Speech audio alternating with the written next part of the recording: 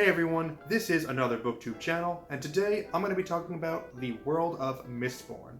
This video is going to cover both Mistborn eras 1 and 2, with the assumption that you are at least aware of all 7 published novels so far, and so I won't be going into deep plot synopses for each book. However, I will be going into spoilers on the series, just because it's impossible to talk about my feelings about them without touching on some really important events. So if you're not completely caught up on Mistborn, that means up through and including the Lost Metal, bookmark this video and come back to it once you're ready. The Mistborn saga is arguably the most popular of the Cosmere works that are created by author Brandon Sanderson. When fans of Sanderson are recommending him to new readers, they usually offer Mistborn as the entry point into his works. Why is that? Well, I think there are a few reasons. One, if you want to start with Sanderson, start at or near the beginning. Technically, his first novel is Elantris, but when you compare it next to Mistborn, which came out the following year, it's pretty easy to see which one is the superior read. So if you're trying to get somebody into the Cosmere, it makes sense to recommend to them the book that got everyone else into the Cosmere. Number 2, the magic system is dope. Allomancy is one of the coolest, simple-to-grasp magic systems that I've ever encountered. When you pair it with Feruchemy and you expand on it with Hemalurgy, you've crafted one of the most unique and fun plot supplements ever written. And 3, it just sounds like a cool premise and world.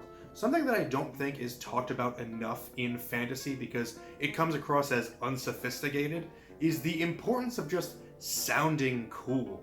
Titles and what authors call things are important because they need to make sure that their world sticks in your head.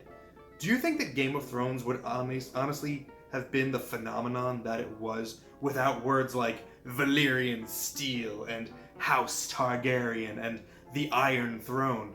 No, those terms stick in your head really well. They are cool sounding, and Mistborn offers a lot of that same feeling. You really can't underestimate the value of sounding cool. The other draw of starting with Mistborn is that it's a series, so if you like the first book, you immediately know where to go next.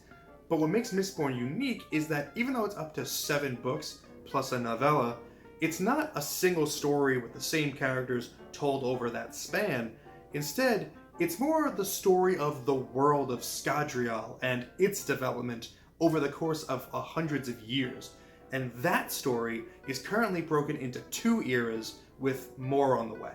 Era 1 of Mistborn is the introduction to the world and consists of 3 books. The Final Empire, which is known mostly now as just Mistborn to make things easier, The Well of Ascension, and The Hero of Ages, all published in consecutive years from 2006 to 2008.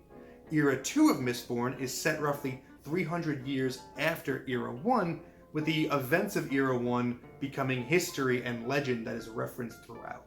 There are 4 books in Era 2, which is also called the Wax and Wane series. There's The Alloy of Law, Shadows of Self, The Bands of Mourning, and The Lost Metal, all published between 2011 and 2022. There's a complete change in characters, plot, tone, and even setting as Scadrial has undergone considerable advancement in that time. Even the magic system is upgraded and expanded as more uses for allomancy are discovered in that time. Because of this drastic change between the eras, naturally, sides are chosen by the fandom and one era is usually considered better than the other. And the one that I see almost 100% of the time favored online is Era 1. My red-hot, spicy take is that Era 2 is the superior Mistborn era. Now, I'll point out here that this is all in good fun, and I don't think Mistborn Era 1 is bad, and I don't begrudge you if you prefer it.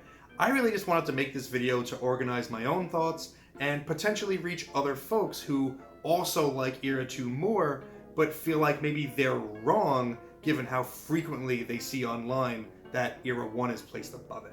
So, why do I like Mistborn Era 2 more? Well, let's get into it by starting with characters.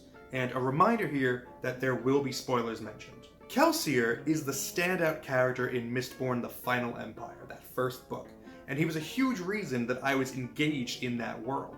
He's the perfect type of character to lead a rebellion. He's smart, he's passionate, he's charming, he's highly skilled, and he can act as a solid foil against the rest of the cast.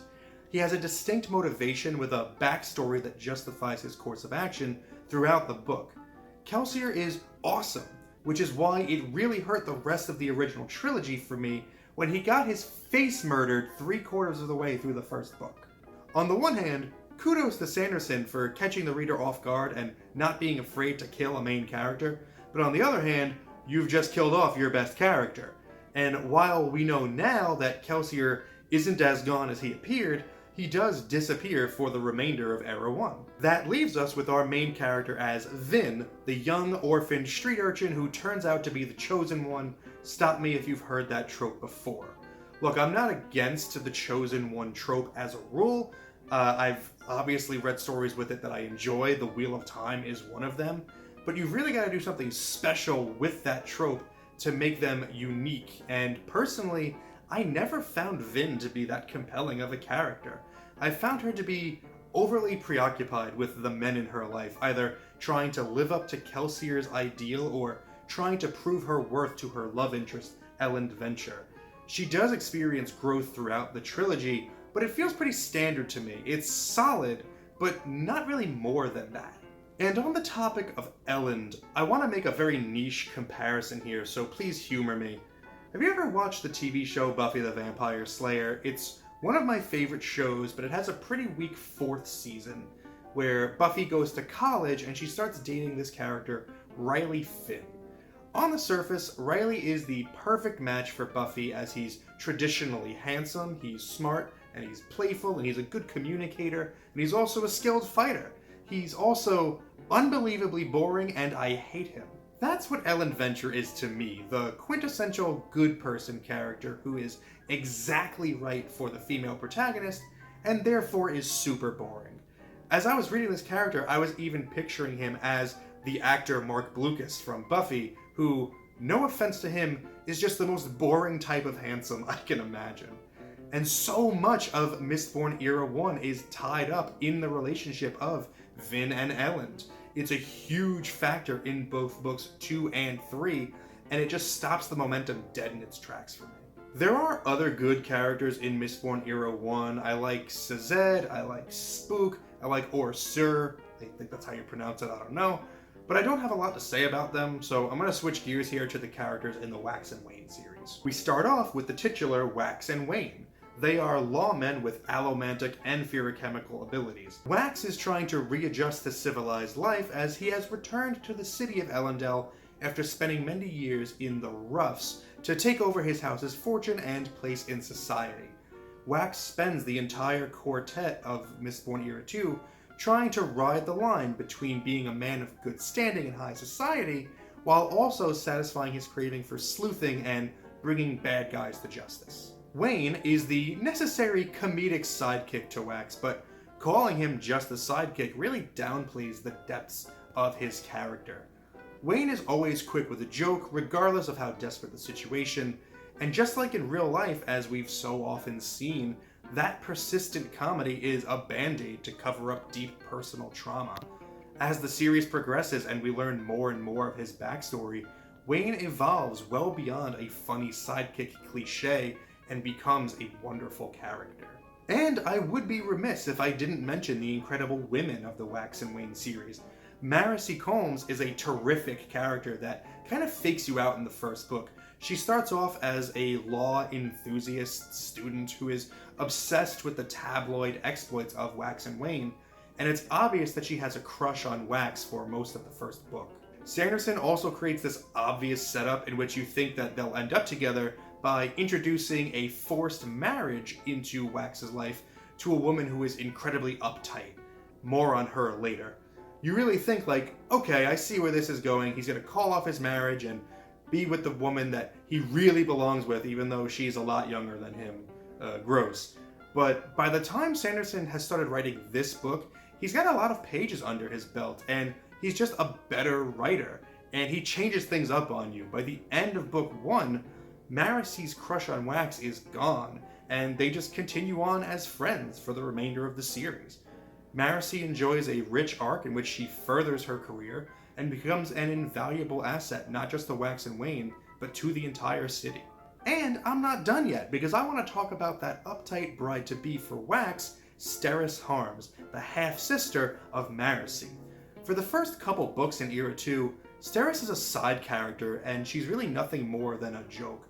She's overly obsessed with contracts and paperwork, and is seemingly treating her marriage to Wax as nothing more than a business transaction. By book 3, though, there is a tremendous growth in her character. As we see her spend more time with Wax, she comes out of her shell, and we get to see and enjoy that as the reader. Like the best of Sanderson's characters, there is much more beneath the surface of Steris than at first blush, and by the end of the series, she was one of my favorite characters. Okay, so that was characters. Now let's talk about pacing and stakes. Original trilogy Mistborn starts with the stakes at full throttle, and it never gets any lower than that for the entire series, and that's not a good thing in my opinion. In book 1, the city is under the thumb of the Lord Ruler, the peasantry is mistreated brutally by the nobility, and it's up to Kelsier, Vin, and the rest of the gang to topple the tyrant and save the world. Except then, in the Well of Ascension, it turns out they messed up big time and the world is still in danger, and now on top of that, there are armies attacking the city now, which is now controlled by Elend. And then, in the Hero of Ages, a godlike force called Ruin is trying to destroy the entire planet of Scadrial. Counterintuitively, when the world is always in danger despite how many times you save it, that makes things less interesting to me, not more. It's kind of like how I've gotten bored of Marvel movies nowadays, where everything is a world-ending, reality-shattering threat. It just immediately plummets my interest every time. And I want to emphasize here that despite the stakes being world-ending for all 3 books, it doesn't mean that the action and pacing is fast or high throughout. The Well of Ascension, to me, was a huge slog, and I honestly considered DNFing it and abandoning the series right there. The Hero of Ages is an improvement, but by then I was kind of fatigued by yet another world-ending scenario. Wax and Wayne, to me, is paced perfectly. The Alloy of Law is not the story of the end of the world. It's a detective story in which Wax and Wayne are trying to track down the people behind a series of robberies and kidnappings. Really fun, low-level stakes book to kick things off. However, at the end, they discover the culprits are part of a larger organization, and so the sequels follow that same thread, and at the end of each, the conspiracy gets larger and larger, until finally, in the final book, that's when we reach the world-ending type scenario. Except this time, the progression there feels natural as we got to discover it along with the characters, instead of just being thrown into the end of the world. And finally, I want to touch briefly on the growth of the setting and the magic system in both eras.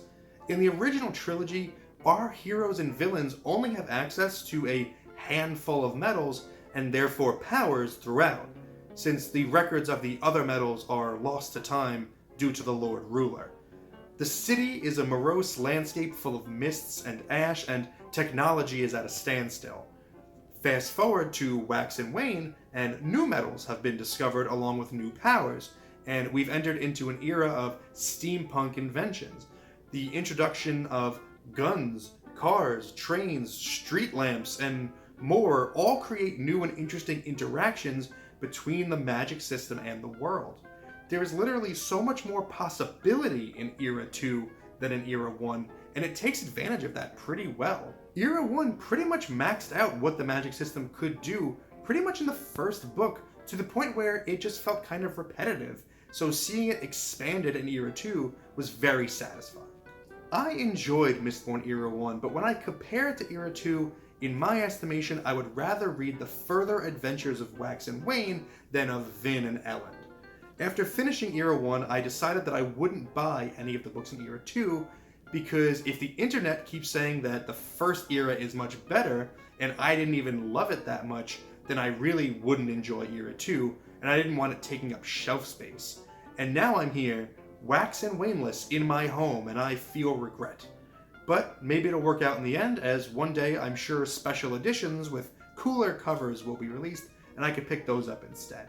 I should also tack on a note here that Mistborn as a whole is not my favorite work by Brandon Sanderson. Even though I like Era 2 more than Era 1, I still think that it's far from perfect. The entire series suffers from issues of repetition, particularly in the action scenes, and I think Sanderson doesn't always make the best choices when it comes to the storytelling in each era.